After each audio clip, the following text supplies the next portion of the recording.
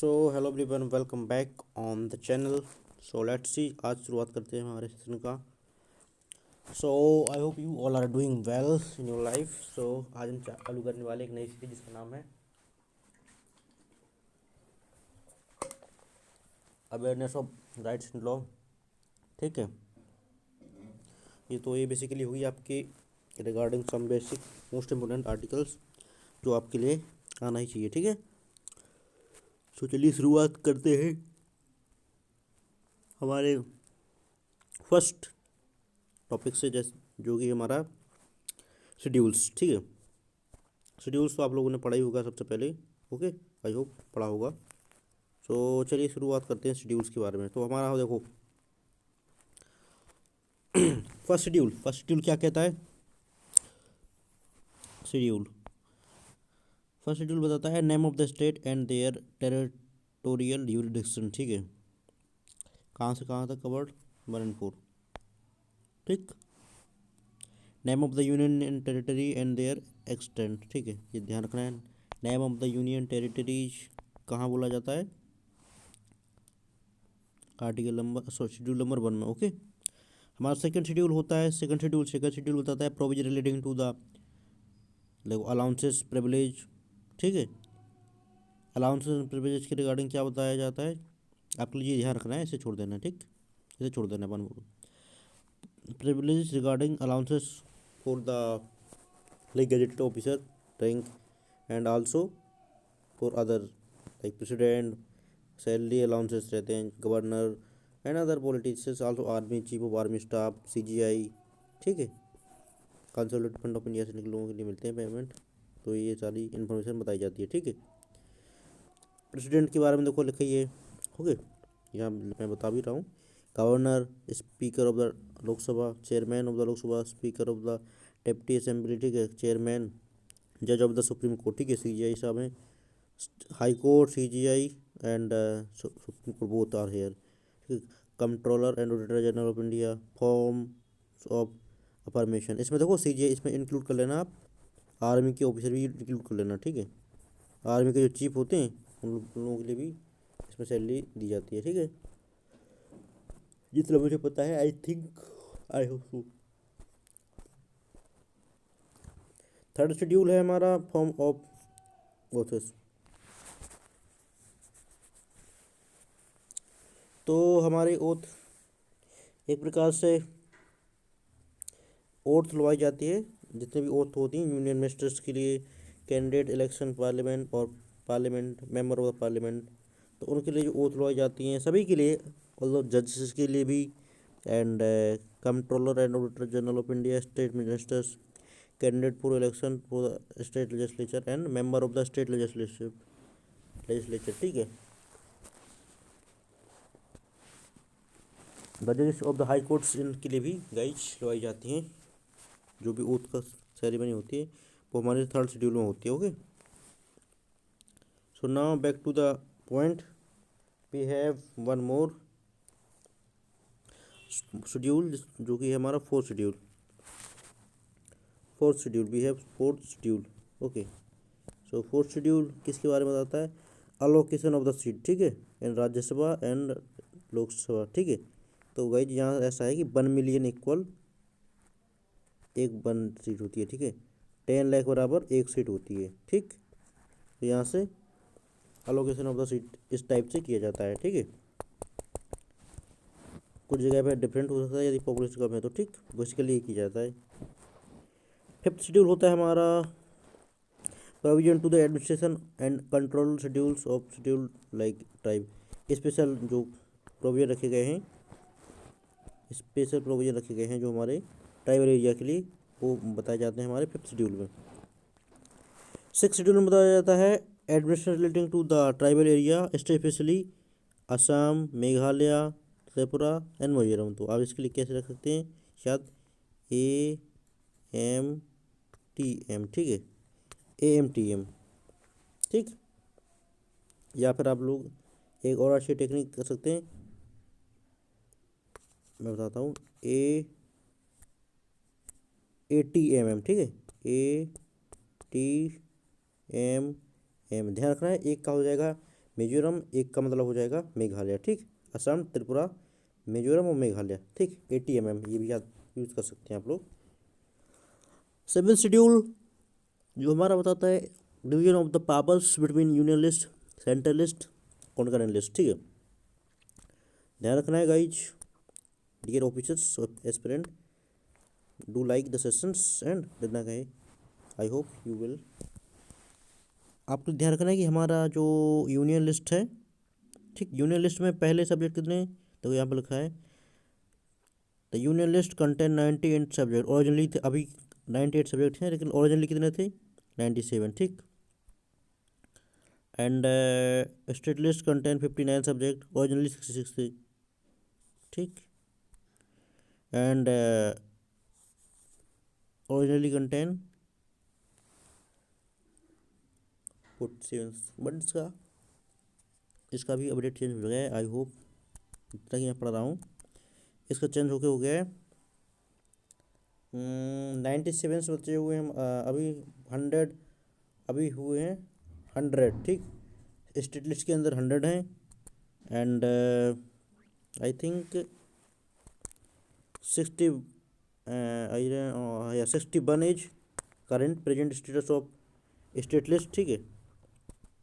And concurrent list में हमारे हो चुके हैं अभी 50, आई थिंक 47 + 7, 47 + 5 52, ठीक है। पहले 52 हो चुके हैं अभी, ठीक। पहले थे 47, तो ये सही लिखा है, लेकिन इसमें कुछ correction I think, I hope so, आप लोग बताना क्या है, इफ समवन इज शेयर, जो जानता है थोड़ा।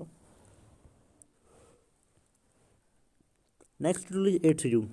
तो 8th शेड्यूल में हमारा क्या बताया गया है, language recognise by the constitution article, ठीक। ओरिजिनली इट हैड 14 लैंग्वेज थी, ठीक है, स्टार्टिंग में, लेकिन अब प्रेजेंटली इसकी 22 लैंग्वेजेस हैं। ओरिजिनली कितनी थी, जिनके लिए क्लासिक लैंग्वेज या फिर देखा जाए तो कॉन्स्टिट्यूशनल दर्जा दिया गया है उसके लिए, तो ये थी 14, लेकिन अब इनकी हो चुकी हैं हमारी 22। तो चलिए एक बार देख लेते हैं। आई थिंक इसका आर्टिकल 343 से 351 तक है क्या, ऐसा ही है, आप लोग बताना मुझे। तो हमारी एक लैंग्वेज है संस्कृत, ठीक। संस्कृत आई होप सो है, हाँ है। तो मैं अभी बताऊंगा संस्कृत। आपकी जो संस्कृत थी वो कब जोड़ी गई थी, तो संस्कृत आपकी सबसे पहले देखा, मैं बता रहा हूँ, तमिल जोड़ी गई थी 2004 में, ठीक। 2004 में जोड़ी गई थी Tamil. I hope you are able to understand it. 2004 Tamil language was added सबसे, ठीक है। उसके बाद 2005 में आपकी संस्कृत लैंग्वेज जोड़ी गई थी। एंड उसके बाद हमारी तेलुगु जोड़ी गई थी हमारी 2007 में। एंड उसके बाद हमारी कौन सी लैंग्वेज आती है, आई होप सो यू यहाँ पर हो, नहीं है यहाँ पर शायद, तेलुगु हो गई, तेलुगु हो चुकी है, कन्नड़ा, हाँ कन्नड़ा भी हमारी जुड़ गई थी 2007 में, ठीक। और कौन करनी है क्या, कौन या ये अभी जोड़ी गई है शायद, this was added I think 2000, इसका मुझे याद नहीं आ रहा है अभी, 2013 में या 11 में ऐसे कुछ ऐड की गई थी, ओके।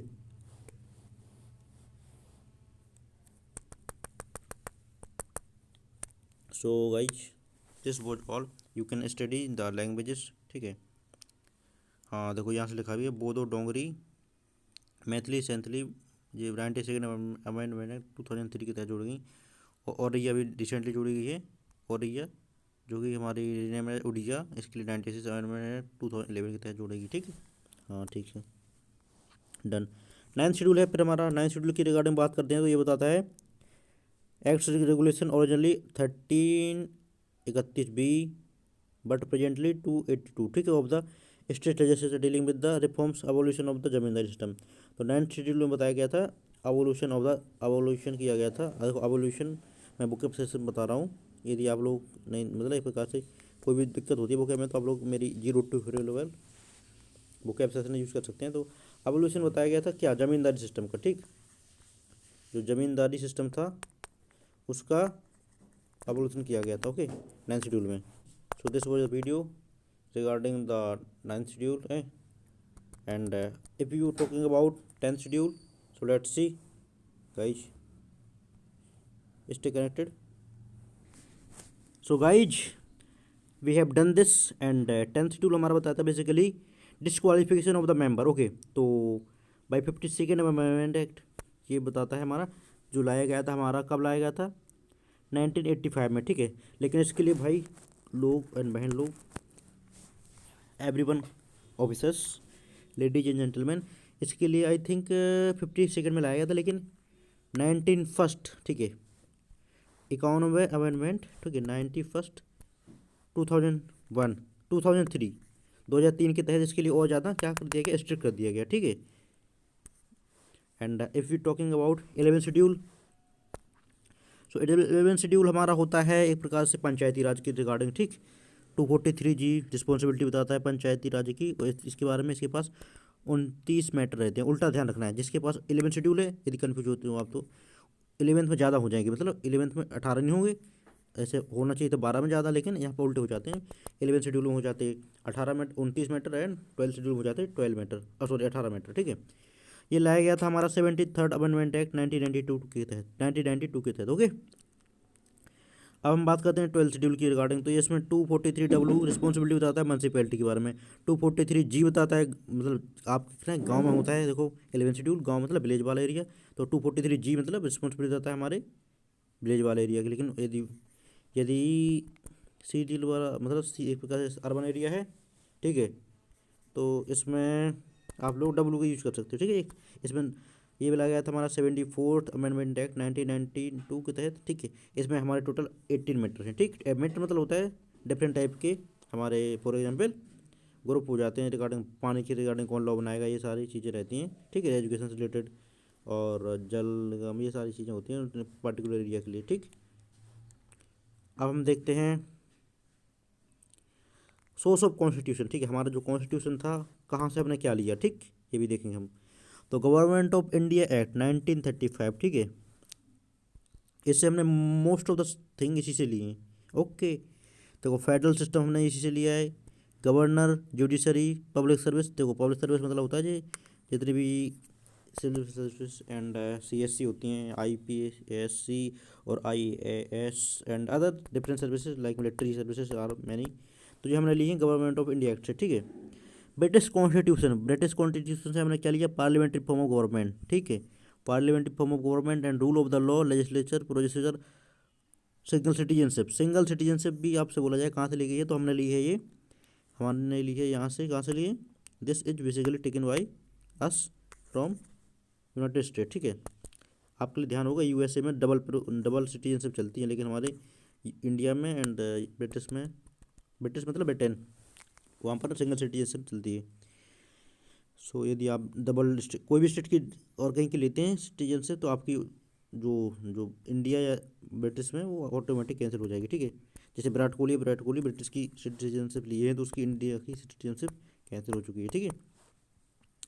US कॉन्स्टिट्यूशन से हमने फंडामेंटल राइट लिए, ठीक है, 6 to, आप बताइए कहाँ से कहाँ तक, मतलब आर्टिकल नंबर 12 to 34 और 32 आपके लिए बताना है, ठीक है, कहाँ से कहाँ तक, या 14 to 13 बताना है आपके लिए, ओके।